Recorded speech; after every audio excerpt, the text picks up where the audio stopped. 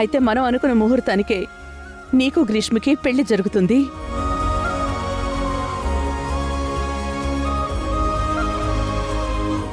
అయితే తాంబూలాలు మార్చుకోవడానికి రేపే పంతులు గారిని రమ్మంటాను. అలాగేమ్మా. వీళ్ళు చివరికి నిన్ను కూడా మార్చేశారా ధ్రువ?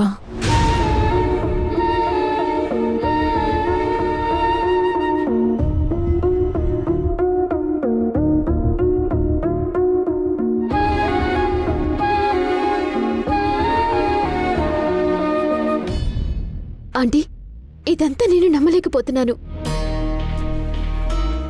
ధ్రువ ఇంత తొందరగా మనసు మార్చుకుంటాడని నేను అస్సలు అనుకోలేదు. Thank you so much aunty. రేపు లగ్న పత్రికలు మార్చుకుంటున్నాం.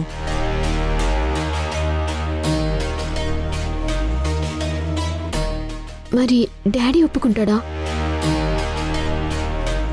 ఒప్పుకుంటాడు. ఇంత చేసిన దాన్ని రాజీవ్ నొప్పించలేనా? నువ్వేటి గురించి ఆలోచించకు. ప్రశాంతంగా పెళ్లి గురించి మాత్రమే ఆలోచించు. సరేనా? షాపింగ్కి వెళ్ళు. Thank you aunty. Thank you so much.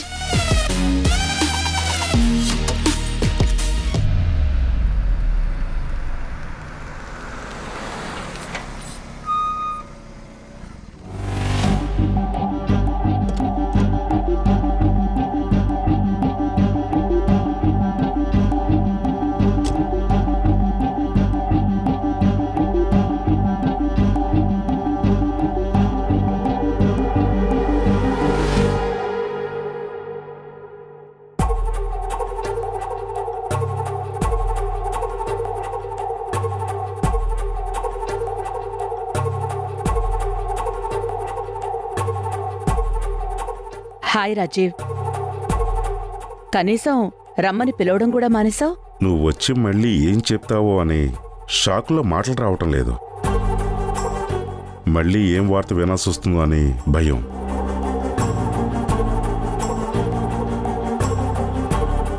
ఈసారి మంచి వార్తే రాజీవ్. మీకు మాత్రమే మంచిదా, అందరికీ మంచిదా? అందరి గురించి నాకు తెలీదు రాజీవ్. కూతురి పెళ్లి విషయం ఒక తండ్రికి మంచి విషయమే కదా, ఆనందం కలిగించే విషయమే కదా. గ్రీష్మకి ధ్రువకి రేపు లగ్న పత్రిక రాసుకుందాం అనుకుంటున్నాను. బాగుంది. ఒకేసారి పెళ్ళైన తర్వాత చెప్తే ఇంకా బాగుండేది. కూతురి పెళ్లి తను ఫిక్స్ చేస్తే ఏ తండ్రికైనా సంతోషం. ఇలా మిగతా బంధువులకు తెలిసినట్టు పెళ్లి డేట్ తెలుసుకోవటం ఖచ్చితంగా ఆనందం కలిగించే విషయం మాత్రం కాదు. రాజీవ్, నేను నా తప్పు ఒప్పుకుంటున్నాను. కానీ ఆహా, దీని గురించి మనం మాట్లాడుకునే ముందు ఒకే ఒక్క క్వశ్చన్కి ఆన్సర్ చెప్పాలి.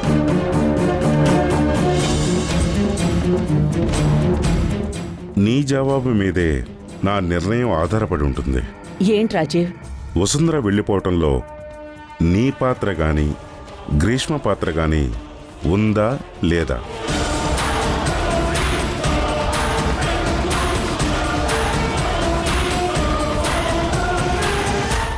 నీ కొడుకు మీద ఒట్టేసి చెప్పు.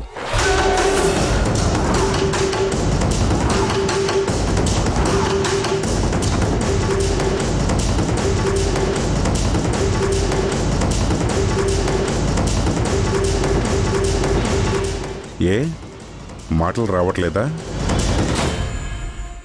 వసుంధరని పంపించాలి అనుకుంటే 1 గంట చాలు నాకు.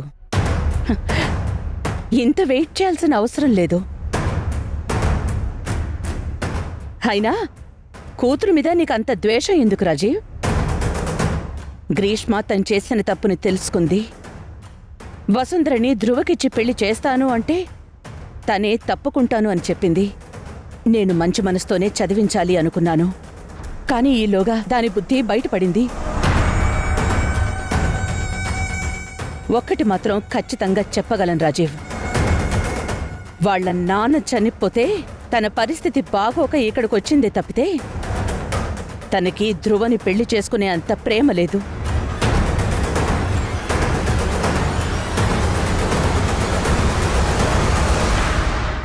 నేను ఊరు నుంచి వచ్చేదాకా ధ్రువ సార్కి నిశ్చితార్థమని నాకు తెలీదు. ఇప్పటికీ ఆయనతో పెళ్లి జరగాలన్న కలలేమీ లేవు.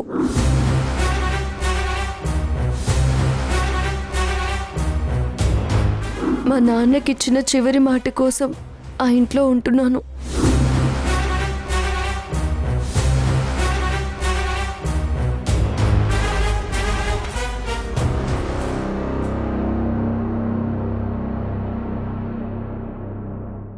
రాజీవ్, వాడెవడో చదివిస్తాను అంటే మమ్మల్ని తప్పించుకోవడానికి వాడితో వెళ్ళిపోయింది. ఇప్పుడు నా జీవితమే నా చేతుల్లో లేదు. అందులో చదువు గురించి ఆశ ఎలా ఉంటుంది సార్? ఒకవేళ నీకు అవకాశం వస్తే ఏం చేస్తావు? ముందు వెనుక ఏమీ ఆలోచించను. అవకాశాన్ని పట్టుకుని ఎగిరిపోతా.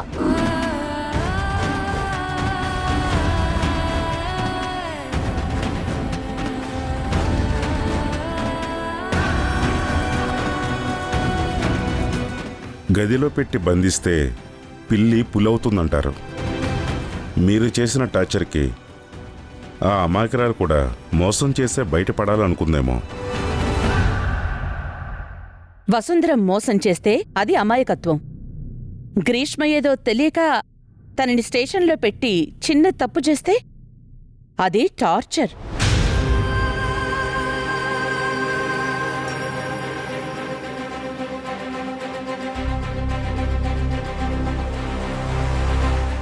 ఎవరో బయటమ్మాయి చేసిన తప్పుని క్షమించే మనసున్న నీకు నీ కూతురు చేసిన చిన్న తప్పుని క్షమించే మనసు లేదా?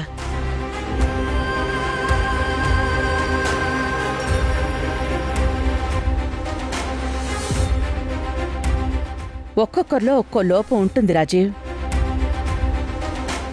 దాన్ని భూతద్దంలో చూసి తల్లి లేని పిల్లకి తండ్రున్నా అనాథం చెయ్యకు. రేపు లగ్నపత్రిక మార్చుకునేటప్పుడు తన పక్కనమ్మే ఎంతమంది ఉన్నా కూడా నువ్విచ్చే సంతోషాన్ని మేమెవరం ఇవ్వలేం. దయచేసి వచ్చి గ్రీష్మను ఆశీర్వదించు. రాజీవ్, ఇంకా మా మీద నమ్మకం కుదరడం లేదా? నువ్వు నమ్మకపోతే మేం చెప్పిందంతా నిజమని ఒట్టేస్తున్నా. అవసరం లేదు మల్లిక. మీరు చెప్పింది నేను నమ్మాను. రేపు లగ్న పత్రిక అందుకోవడానికి తప్పకుండా వస్తాను. రాజీవ్, నువ్వు ప్రతాప్ ప్రాణ స్నేహితులు. తను చనిపోయాక ఈ బిజినెస్ మొత్తం అంధకారంలోకి వెళ్ళిపోతే నాకు నడవడానికి, వాటిని నడపడానికి వెలుగులా నిలబడ్డావు. మనస్ఫూర్తిగా చెప్తున్నాను రాజీవ్, నీ కూతురు నా ఇంటికి కోడలుగా రావడం చాలా చాలా సంతోషంగా ఉంది. సరే, ఇక నేను వెళ్ళొస్తాను. నాకు చాలా పనులున్నాయి. సరే. ఇక నుంచి మర్యాద తక్కువ కాకూడదు. అసలేం మగపెళ్లి వాళ్ళం. వెళ్ళొస్తాను.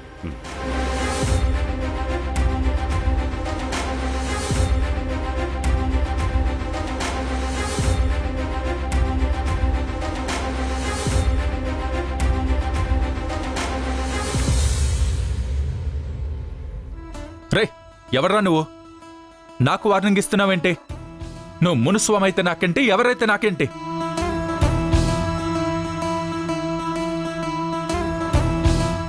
మునుస్వామ వసుంధరని పెళ్లి చేసుకున్నవాడు. వాడెందుకు కాల్ చేశాడు? హే, వస్తే ఏం చేస్తావురా? తమిళనాడేమన్నా నీ అడ్డానా? నీ అడ్రస్ కనుక్కుని మరీ వచ్చి కొడతాను.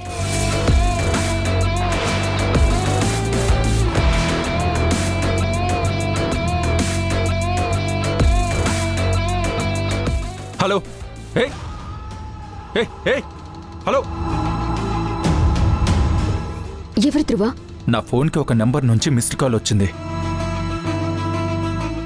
ఆ టైంలో నేను అమ్మతో మాట్లాడుతూ చూసుకోలేదు. ఆ నంబరు తమిళనాడు నుంచి వచ్చిన నంబరు.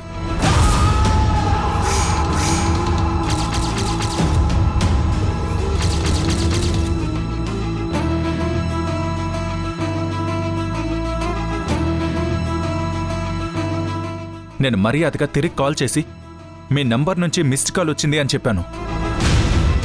నువ్వు ఎవరు అని అడిగాను. వైజాగ్ నుంచి PP group of companies vice chairman Dhruva Pratap అని చెప్పాను. అంతే. వాడు చాలా అరుస్తూ నేను విలుప్పురం నుంచి మునుస్వామిని మాట్లాడుతున్నాను, ఇంకోసారి ఈ నంబర్కి కాల్ చేస్తే చంపేస్తానని బెదిరించాడు. ఆ వసుంధరే కాల్ చేసుంటుందా? పైగా తమిళనాడు బోర్డర్లో పొరపాటున కాలు పెట్టకు చచ్చిపోతావని బెదిరిస్తున్నాడు. వీడు బాబుదా తమిళనాడు? వాడి గురించి మనకెందుకు లేదురువా, మన షాపింగ్కి వెళ్దామా? ఛ! మూడంతా పాడు చేశాడు. వీడెవడో మొత్తం కనుక్కోవాలి.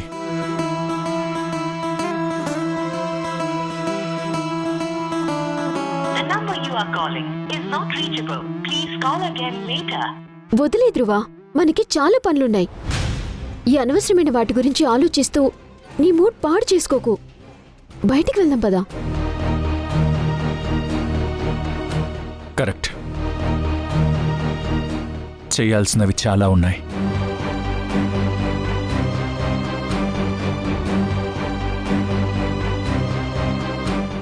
మళ్ళీ ఎవరికి ధ్రువ? అమ్మకి.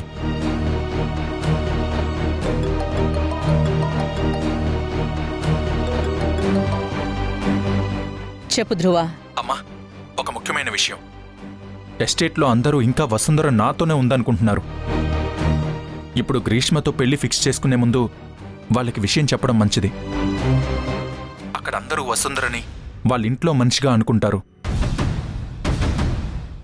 రేపు నేను గ్రీష్మని పెళ్లి చేసుకోబోతున్నానని తెలిసిందో మనం వసుంధర గురించి నిజం చెప్పినా వాళ్ళు నమ్మరు. మనమే ఏదో చేశామని అనుమానిస్తారు. నిజమే. గొడవలు, స్ట్రైక్లు, సమ్మెలు ఎస్టేట్ని అల్లకల్లోలం చేస్తారమ్మా. అప్పుడు మనకి చాలా నష్టం వస్తుంది. నువ్వేం కంగారు పడకు ధ్రువ, నేను చూసుకుంటాను. ఏం జరిగినా నేను చూసుకుంటాను.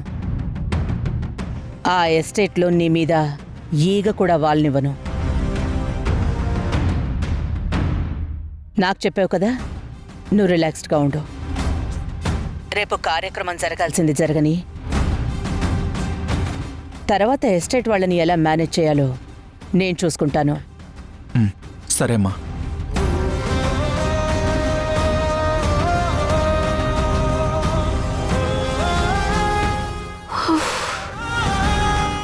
వామ్మో, ఇంత టెన్షన్ పెడుతున్నావేంటయ్యా?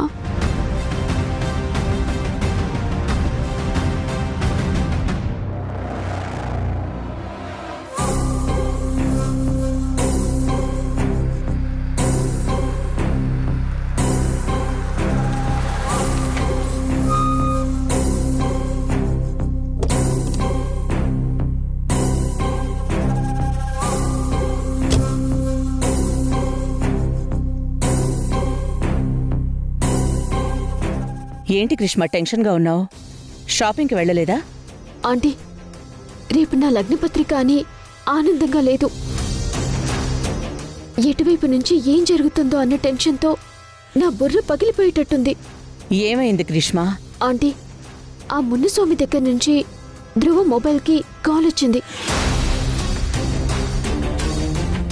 వాళ్ళకి ధ్రువ ఫోన్ నంబర్ తెలిసే ఛాన్సే లేదే. అదే కదా నా టెన్షన్ ఆంటీ. ఆ వసుంధరనే చేసుంటుంది. నా అదృష్టం బాగుండి ఆ టైంలో ధ్రువ ఫోన్ పిక్ చేయలేదు. ఒకవేళ చేసుంటే అది నా గురించి చెప్పేది. ధ్రువ నన్ను చంపేసేవాడు. తర్వాత ఏం జరిగిందో ముందు చెప్పు. ధ్రువ తిరిగి కాల్ చేస్తే ఆ నెంబర్ నాట్ రీచబుల్ అని వచ్చింది. ఓ, అది కూడా మన మంచికే జరిగింది. ఇక దాని కంటికి ఏ ఫోను చేరకుండా ఆ మునుస్వామి ఇంకా జాగ్రత్త పడతాడు. ఇక ఆ నెంబర్ ఎప్పటికీ రీచ్ అవ్వదు.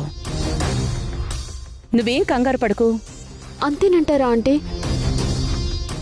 అంత అందమైన పిల్ల ఆ మునుస్వామికి జీవితంలో దొరకదు. మనకన్నా బంగారు బాతులా చూసుకోవాల్సిన బాధ్యత వాడి మీదే ఎక్కువ ఉంది. దాని గురించి నువ్వెక్కువ ఆలోచించకు. అంతేనంటారా అంటే? మనం టెన్షన్ పడాల్సిన అవసరం ఇంకోటి ఉంది గ్రీష్మ. ఇంకేంటాంటీ ఇంక నా వల్ల కాదు. నీ వల్లే అవుతుంది. నువ్వే చెయ్యాలి. ఆ ఎస్టేట్ సూపర్వైజర్కి కాల్ చేసి వసుంధర లేచిపోయిందని చెప్పు. ఈ తంతు రేపు మీ లగ్న పత్రిక చదివే లోపైపోవాలి. మనం చెప్తే వాళ్ళు నమ్ముతారంటారా? ధ్రువనే నమ్మించాం. వాళ్ళొక లెక్క. హ, చూడు గ్రీష్మ, ఈ ప్రపంచంలో మనిషికి మనిషితో అవసరం కన్నా డబ్బుతో అవసరం చాలా ఎక్కువ. కార్మికులు కదా, ఇంకా కొన్ని అవసరాలు ఎక్కువే ఉంటాయి. మనం చెప్పిన వెంటనే అందరూ నమ్మరు, తిరగబడతారు, స్ట్రైక్లు మొదలు పెడతారు. అప్పుడు మనం రోజు కూలీ పెంచుతున్నామని ప్రకటిస్తాం. ఎవరైతే మనకి వ్యతిరేకంగా ఉన్నారో వాళ్ళకి ఆపేస్తామని చెప్తే చాలు. పగలు భగభగలాడే సూర్యుడిలా మొదలయ్యే వాళ్ళ ఉద్యమం సాయంత్రానికి చల్లబడి అస్తమించిపోతుంది. నువ్వు చెయ్యాల్సింది నువ్వు చెయ్యి, నేను చెయ్యాల్సింది నేను చేస్తాను.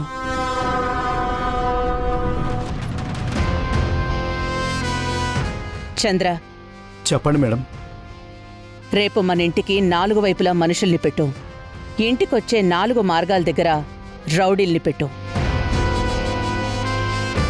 పొరపాటున కూడా వసుంధర గాని ఆ వసుంధరకి సంబంధించిన వాళ్ళు గాని గేట్ టచ్ చేయడానికి కూడా వీల్లేదు. నేను చూసుకుంటాను మేడం. ఉమ్.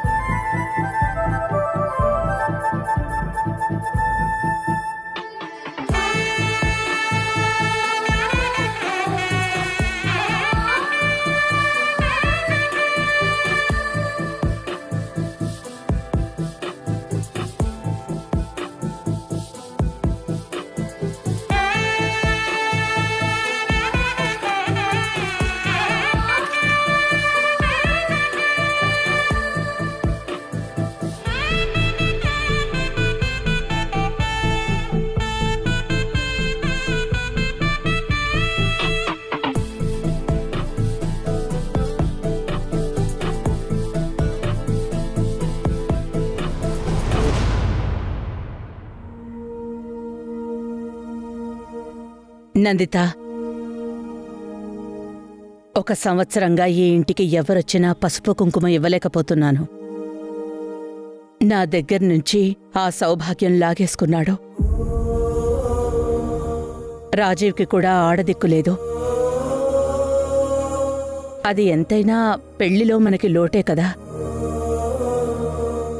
2 కుటుంబాల నుంచి నిండు ముత్తైదువులు లేకపోవడమే పెద్ద లోటు. ఇక నుంచి గ్రీష్మ కళని తీసుకొస్తుంది.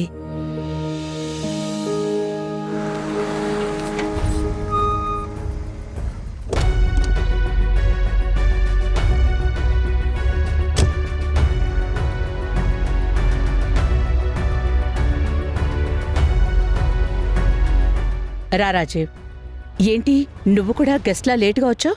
నువ్వు చేయటానికి నాకు ఏం పనులు మిగిల్చావు గనక.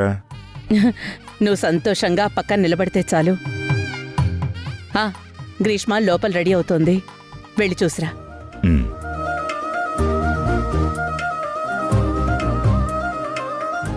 నందిత, నేను ధ్రువాన్ని తీసుకునొస్తాను.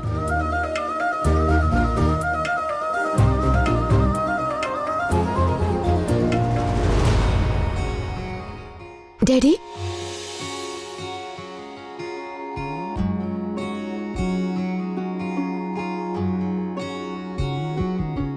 ఈ రోజు నువ్వు అచ్చం మీ అమ్మలాగా ఉన్నావు.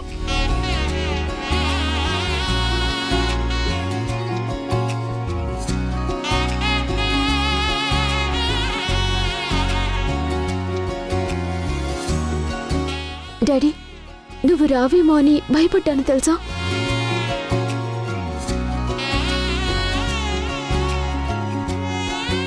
ఎక్కడ ఇది నీకు వేసిన శిక్ష అంటావేమో అని భయం వేసింది తెలుసా? అది నీకు వేసే శిక్ష కాదమ్మా, నాకు నేను వేసుకున్న శిక్ష. చూడు, నువ్వు కోరుకున్న జీవితంలోకి మహారాణిలాగా అడుగు పెడుతున్నావు. సంతోషంగా ఉండు. Thank you daddy. I love you daddy. I love you so much.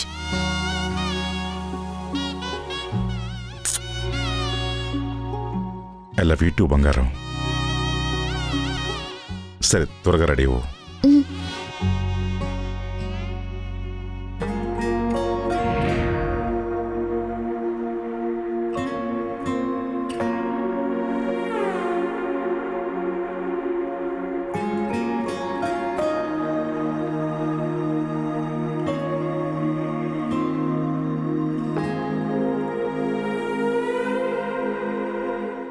ధ్రువ, ఆ?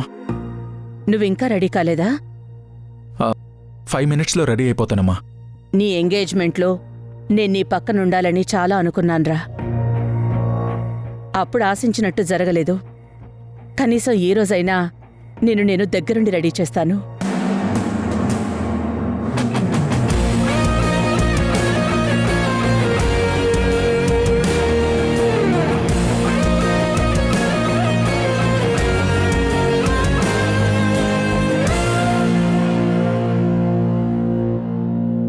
అశ్విని నక్షత్రయుక్త కర్కాటక లగ్న పుష్కర సుముహూర్తాన చిరంజీవి ధ్రువ ప్రతాప్తో లక్ష్మీ సౌభాగ్యవతి వసుంధరనిచ్చే. పంతులు గారు, నేనిచ్చింది ఇది కాదు కదా. మీరు ఇవ్వకపోతే నా దగ్గరికి ఎలా వస్తుందమ్మా? నేనిస్తే వస్తుంది. ఇది నువ్వు తమాషా చేయాల్సిన విషయం కాదు. తమాషా ఎవరు చేశారో ఇప్పుడే తేలుస్తాను. వసుంధరని తీసుకురా.